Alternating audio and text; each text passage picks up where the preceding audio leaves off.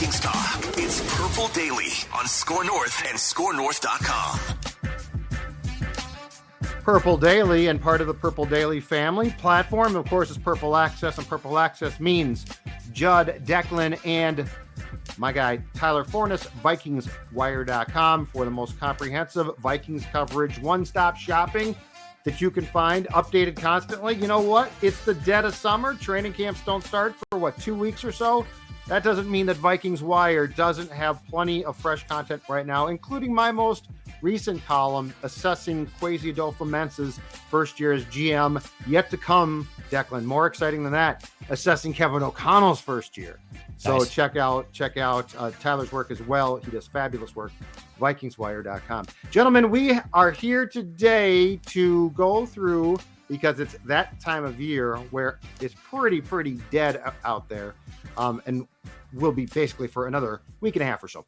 We are going to build Mount Rushmores, Viking Mount Rushmores. And what we're going to do is we're going to go through the first one, which is the Vikings Mount Rushmore from 1961 through 1985. And the significance of that, of course, is the time that Bud Grant coached the team. He coached the team from 67 to 83. Les Steckel stepped in for a disastrous 3-13 84. Bud came back and saved the day in 85, and then left. Jerry Burns took over in 86. And then the second Mount Rushmore for the Vikings we're going to go through is going to be 86 to present. But what we're going to do is we're going to start off. Each of us have come up with a Mount Rushmore for each era of Viking football. And Tyler, we'll start with you, and we'll go through your Mount Rushmore of the first phase of Vikings football. Again, 61 essentially through 85. Forno, floor is yours. So this was a difficult one because you have multiple Hall of Famers and multiple guys who should be in the Hall of Fame during that time period.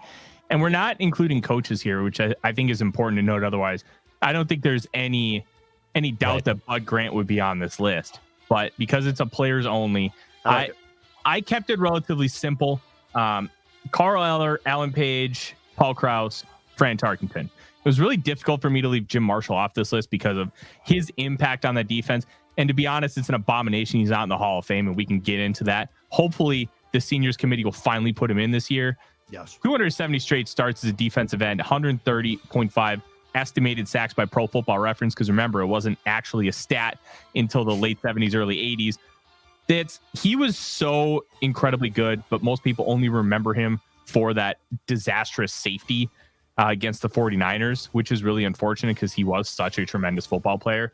But Eller and Page were the two best players on that defense, and they were dominant inside and out, and the way they were able to just control the game was something else. Paul Krause, his interception record will never be broken. And then you have Fran Tarkenton, who, even though he had like it was either a 4 or 5 year gap where he was with the New York Giants, still led the Vikings to 3 Super Bowls, held nearly every single passing record by the end of his career, and was a fantastic football player. And honestly, the biggest key to that Vikings offense during the early Bud Grant years.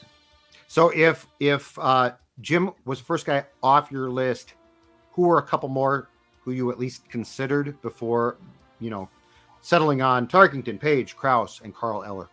I thought about Matt Blair, tremendous linebacker. I also considered Gary Larson, just because he's kind of the forgotten guy that Purple People Eaters. He's a tremendous player of his own right. You also have Mick Tingelhoff, Ron Yeri. There's a lot of really good Minnesota Vikings that you could have put on here, and guys that are in the Hall of Fame that you don't necessarily think of right away as like all-time Vikings greats. You could also make a really good argument for Chuck Foreman. That's the one I was thinking of too. A really short career in comparison to all of these other guys, but when he was on the field, he was phenomenal. And look at what he did in that day and age too. Like, he was a modern West Coast guy before that was named. Because the weird thing is, so Bill Walsh gets almost complete credit, right, for the concept West Coast offense. The reality is Jerry Burns ran concepts of that ages before. And if you go back and watch how Foreman was used at his peak by Burnsy, I mean, he was doing things that at the time were like, whoa, and now are common. So, yes, I agree. Chuck Foreman was one that I definitely gave thought to for my list. Declan, what's yours? Pretty similar to Tyler's, which this, I believe, one change there. So I have Carl Eller, Alan Page, Jim Marshall, Fran. I think those four are your Mount Rushmore by a wide margin. And there are some great players, to Tyler's point. And it's funny, the contrast of obviously the three defensive guys with the quarterback versus what we're going to probably do in 85 to present with which is probably going to be the absolute flip-flop of offense jumping the shark a little bit. But I think when you think of those four guys, to be honest, those are the bases of the Purple People Eater defenses. It's unfortunate that sometimes with history, especially younger generations, we kind of forget about them. But they were the face of the Purple People Eaters. They were the face of the Minnesota Vikings. There's an entire generation, just like how we view the Randy Moss and Adrian Petersons, that look at them in the same way. And they also went to 4 Super Bowls. So I think it's important to remember those history, remember those guys who are deserving of those spots. So I have Carl Eller, Alan Page, Jim Marshall, Fran Tarkington. Tyler, your thoughts? I've got no issues. I really considered Jim Marshall too, but at the end of the day, Paul Krause leads the history of the NFL in interceptions, and I really just don't think that even with an interception-happy NFL, and we've seen how the rule changes have really slanted towards offense to make those a lot less common. Yep. It's something I can't ignore, and I think Eller and Page are slightly above Marshall, so I had to leave him off for that reason. But I totally understand and respect the inclusion. So to the point of this exercise too, Tarkington, absolute slam dunk. Probably considered the greatest player in franchise history to this day. Page is right behind him, right? Or he might be. I mean, there's an argument that Page is actually potentially the greatest player in franchise history, but like they are slam dunks. They are absolute slam dunks. The more you look at Carl's career, same thing. I think he is a most definite from this time period, third guy. Like that's, but to what you and Dex are saying, where I agree is like when you look at what Krause did, he deserves it. But that's the one where you're like a little bit torn. Like it's Marshall, it's Foreman, it's Yeri, Tingelhoff. I mean, the amount of consecutive games that guy played as well, playing a position where you absolutely get your ass kicked at center, is incredible. So like the fourth one is a little bit tough. I think the first three are pretty locked in. And when we talked about doing this, you guys, Tarkington and Page were like automatics. Like there's no question about it. Eller, at first, I'm like, do I want him? And then I looked, I'm like, absolutely. Like just because the league was so stupid, they didn't keep sacks as an official stat. Don't get me started on that. One of the dumbest things of all time. Shouldn't penalize him.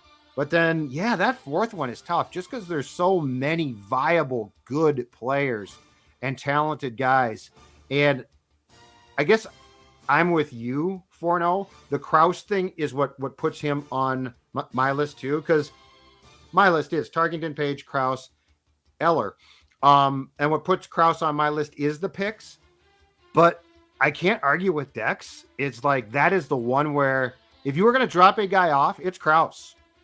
For as good as he is and as impressive as that stat is, and you're exactly right, that mark of career interceptions will not be broken. But that's the one where I was like, if I'm going to drop a guy off, it's him, which speaks to the incredible amount of talent that this team had then too. I mean, they ran through here some just unbelievable Hall of Fame type players. To your point again, some of whom are in, some aren't. Do we think that Marshall, and I hope so, do we think that he finally gets in this time? I really hope so. He's been close before. What's your argument to keeping him out? And the one guy I look at is Jerry Kramer, famous Packers guard.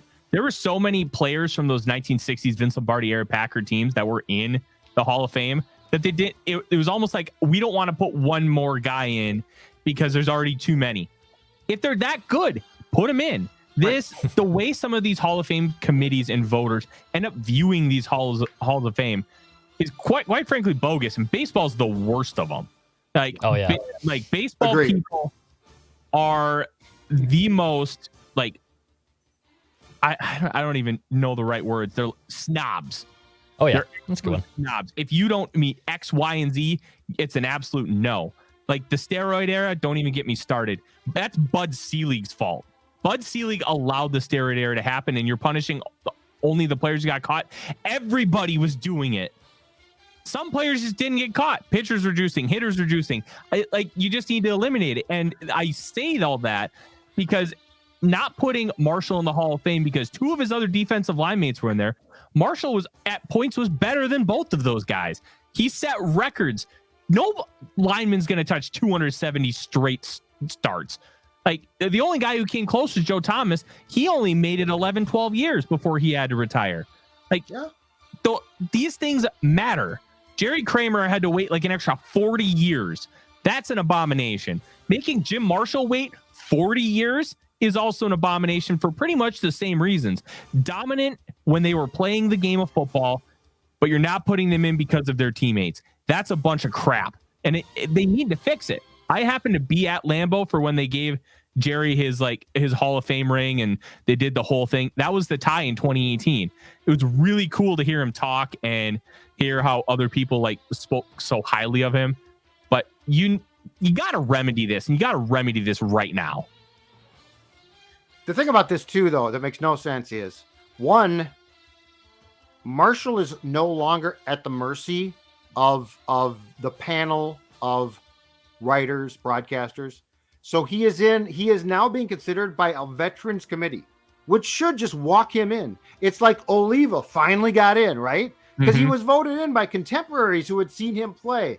Like there is definitely, and it's probably a good word, there is a gatekeeper / to use your term, snob mentality when it comes to media voting on Halls of Fame. But when it's a veterans committee, like those are the people who should get you in Jim's case.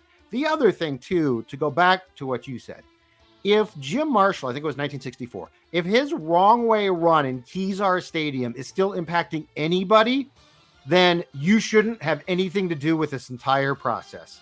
Yeah. I mean, it was one screw up, and look, it's been an NFL folly screw up for 50 plus years, 60 Phenomenal years. B-roll. Yes, it's fantastic. But the reality is, if anybody's like, well, that's you, it was just a joke because of that, first of all, bleep off. Second of all, this guy, and for all that's good, put the man in while he's still alive. Yeah. Put him into the Hall of Fame. There's nothing sadder than when your family has to go up, because you passed away. And in his case, should have been in years ago. And now we're tempting fate. So I'm totally with you. And Jim Marshall, it's weird because he was such a great player. And he's definitely the third, Page, Eller, Marshall, Larson. But it's almost like Marshall falls way too close to Larson as far as the perception there when he was just a dominant, great player. All right, Tyler, let's start with you again. We are now going to do the Vikings Mount Rushmore. So from post-Bud Grant, 1986, when Bernsey got the job, to present, probably a little bit more tinged with offensive players. Yeah, there's only one defender on this list, and this was a really difficult one because I tried to look at big picture. How did you change the team? How did you impact things? And this was really tough to kind of piece together because there's been so many guys. And what really surprised me is none of these guys have played a snap for the Vikings after the 2011 season.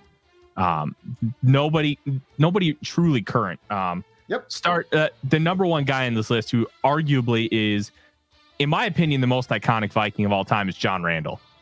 And it felt like he was one of us, just a grinder, came from nothing, went to a small school, had to battle his way up, had size issues, and he just won in training camp. And then he ended up becoming a Hall of Fame player.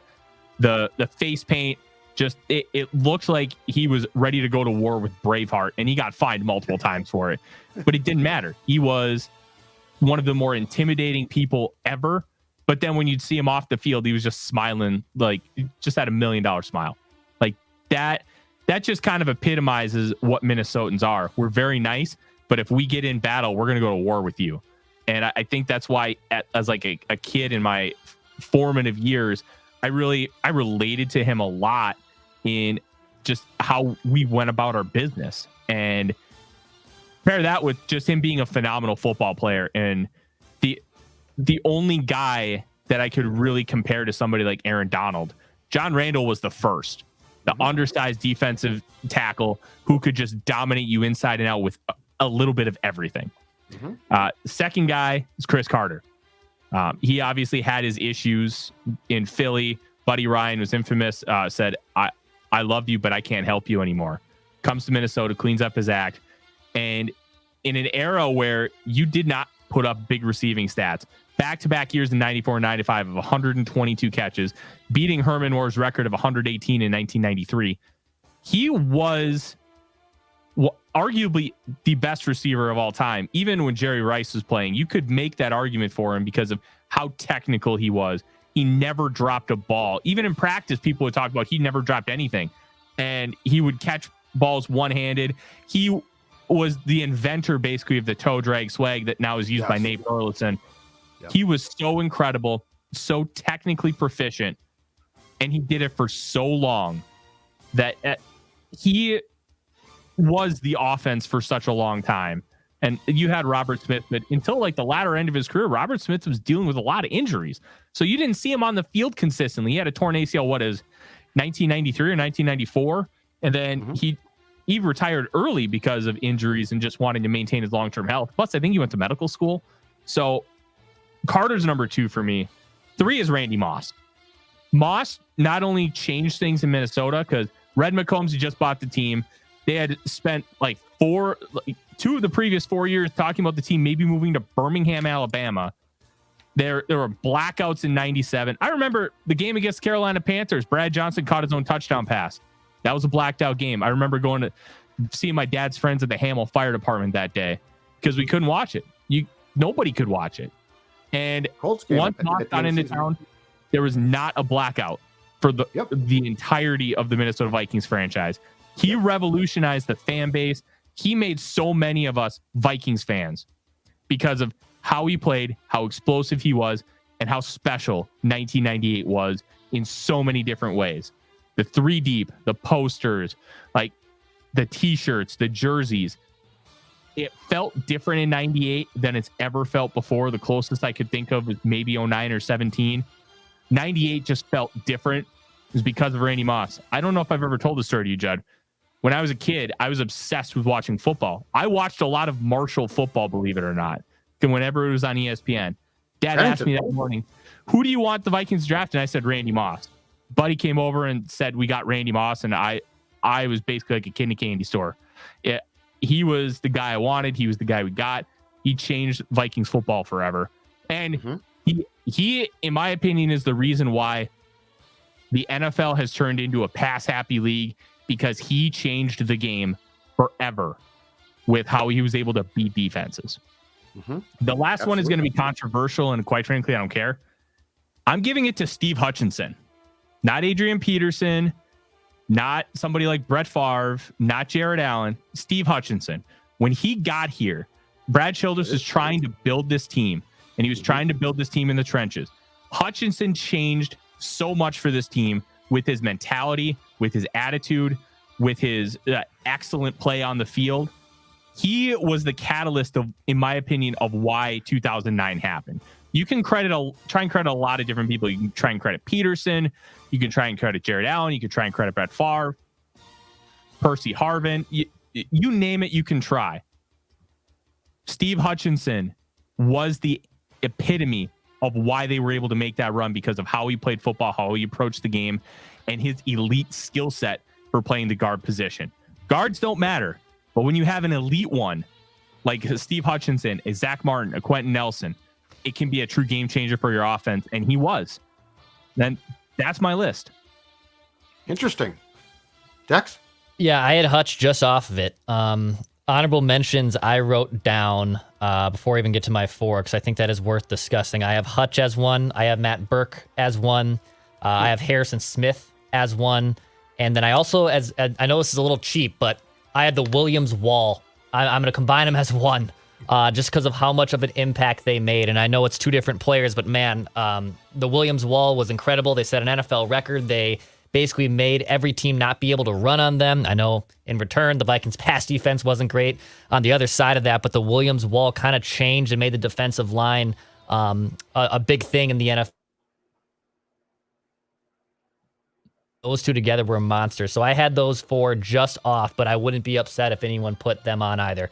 So mine, John Randall too. I think John Randall is the epitome of 90s Vikings football. I mean, the guy had the war paint on, to Tyler's point, could rush the passer at an elite level. Yeah, came from nothing and rose up. Great story. I have Randy Moss as 2, just for everything that Tyler laid out too. I mean, he changed the entire game of how we view the wide receiver position. Probably still up there as one of my favorite players of all time too. I put Chris Carter as the other one, probably again because of longevity and just because of what he was able to do with his Vikings career. And a lot of people also know the Vikings because of Chris Carter. I know Moss had a bigger impact on creating a fan base there, but Carter was able to come here basically with Denny Green and became just a possession monster, not a burner, but just a monster and a great receiver. And fourth, I have to put Adrian Peterson on here. Even there are some off-character issues, even with Matt Burke, you could make a case for, right? Like, there are off-the-field issues to me, but when you win the MVP and when you were as good as he was at his peak, I think he has to be on here. So for me, it's Adrian Peterson as the final guy. So John Randall, Randy Moss, Adrian Peterson, Chris Carter are my 4. Okay.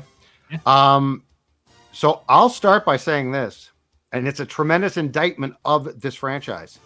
None of us are going to have a quarterback on our list. I thought about Dante. I'll be honest. Can't do it. I couldn't do it. But that's my point. Like, Tarkington was a slam dunk. Like, I never thought, what about Fran Tarkington? I'm like, Tarkington won, right? Mm-hmm. We are talking about a period, 1986. We are talking about a very, very long period of time where Tyler, you might have thought of Dante, but that's just a thought.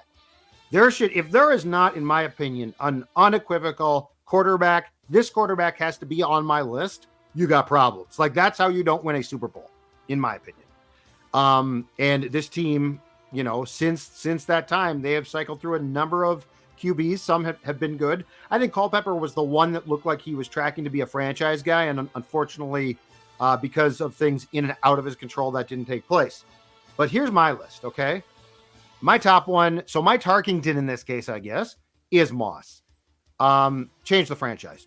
Change the franchise. Change the fan base. There is no arguing that 98 ushered in an era of fans that are now not young, but then they were. And people forget, to Tyler's point, in 97, when home games were blacked out, including the second to last game of the season, and it was the last home game of that year against the Colts, blacked out, the Vikings weren't cool.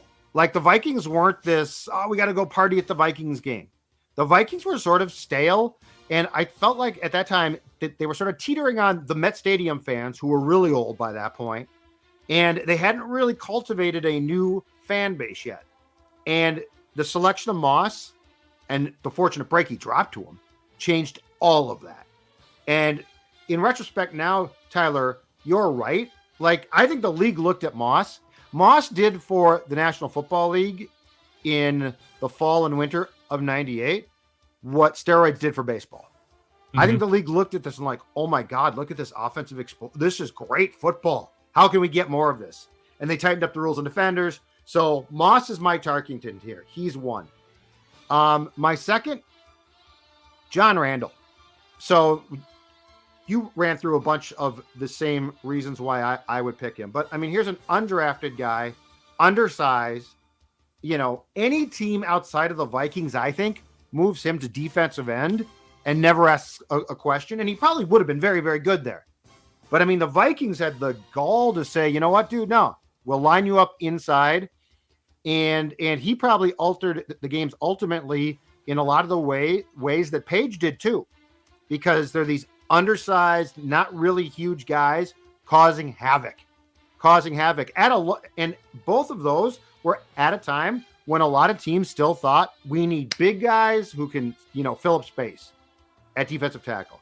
John Randall changed that perception. So Moss and Randall also not only were just great Vikings, but they really had an impact, I think, on how the league thought about positions and the enjoyment factor.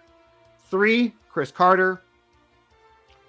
Look, I know a lot of people, including myself, don't necessarily like him that much, but yeah, he did when he got here, the professionalism that he showed on a weekly basis was off the charts.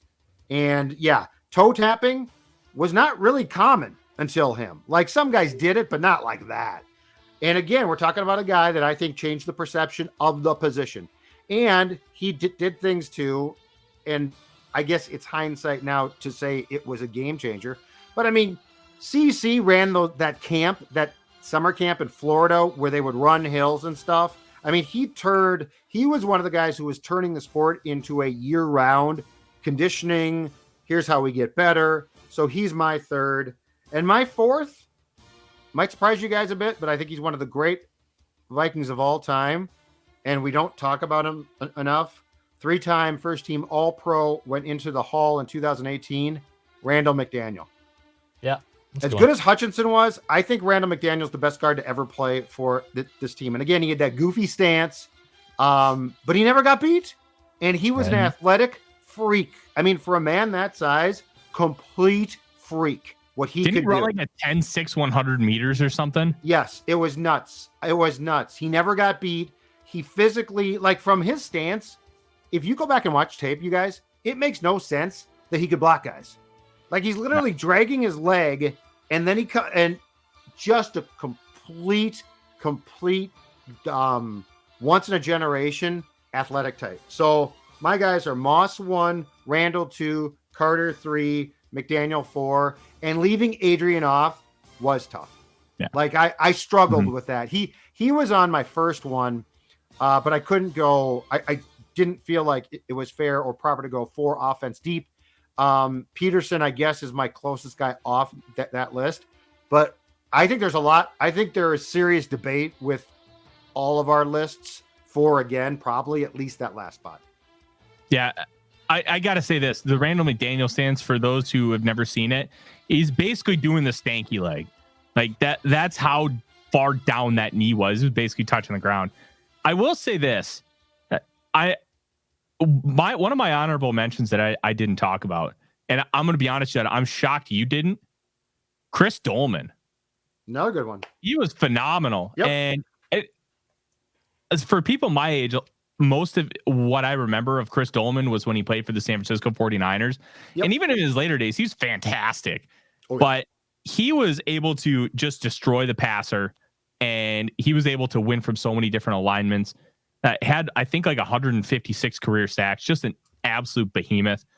And the other one I really thought about, because I'm kind of looking at this not just from a talent perspective, but impacting like the team and impacting the game.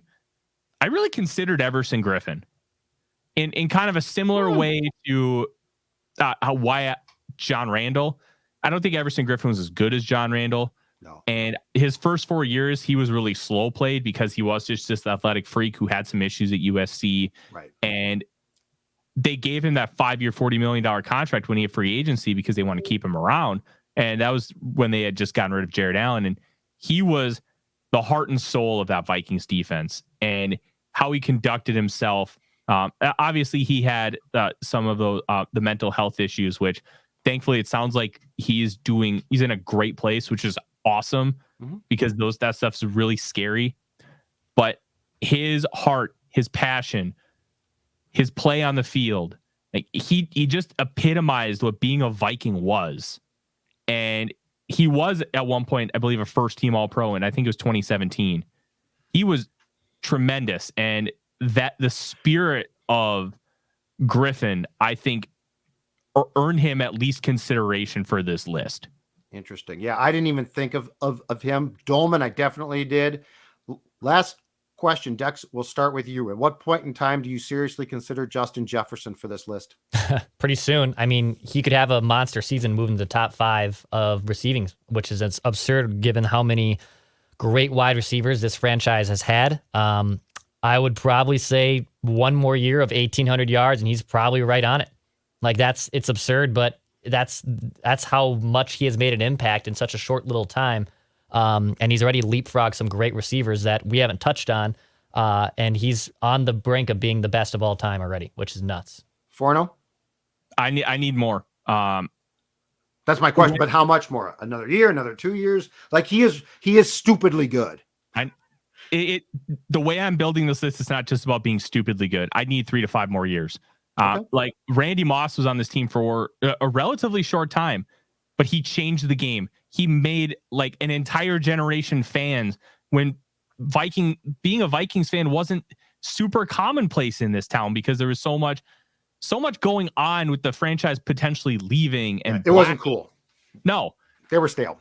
He made the Vikings cool. He was the epitome of everybody minding Dex's age becoming a Vikings fan. Yep. He's the reason. And Jefferson's a phenomenal talent, but he hasn't done anything, in my opinion, to change or really impact the game in a way that the other 4 that I've mentioned did. He basically just replaced Diggs. And when you talk about a 1-to-1 replacement, I don't see that as necessarily being like this next level. I'm taking this team to a different space. I just think he's tremendous. And for right now, that's not enough to get him on the Mount Rushmore. The 4 guys that I put on there were on a different level, not talent-wise, but impact. And I just don't think his impact has been there yet. You could argue he's the best player in Vikings history right now, and it's not absurd. But as far as that impact level, I haven't quite seen it yet in contrast to who's on there. And that's why if he's going to change that impact level, like if it's not going to ever get there, he's going to have to put up even more seasons of greatness to warrant, because it's going to have to counterbalance that. Great stuff, boys. Dex, tell the folks what they need to know before we go. Yeah, hit the subscribe button for Daily Minnesota Vikings entertainment right here on Purple Daily, Apple, Spotify, the Score North app. We just want to see the Vikings win a Super Bowl before we die.